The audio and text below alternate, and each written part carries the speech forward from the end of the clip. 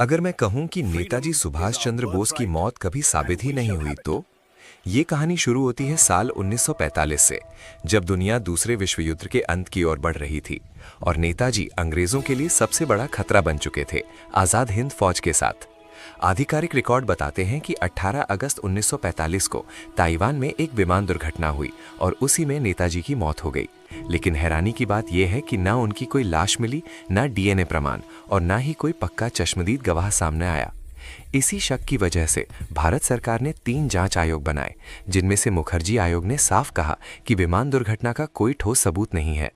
इसी दौरान उत्तर प्रदेश के फैजाबाद में रहने वाले एक रहस्यमयी सन्यासी गुमनामी बाबा चर्चा में आए, जिनके पास नेताजी से जुड़े पत्र, फाइलें और निजी सामान पाए गए, जिसने इस रहस्य को और गहरा कर दिया। सवाल ये नहीं है कि नेताजी जिंदा थे या नहीं, सवाल ये है कि अगर वे जिंदा थे तो उन्होंने खुद को दुनिया से छुपाकर क्यों रखा?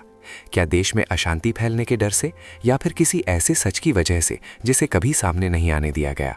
क्योंकि एक बात तो तय है, सुभाष चंद्र बोस सिर्फ एक इंसान नहीं थे, वो एक विचार थे और विचार कभी नहीं मरते।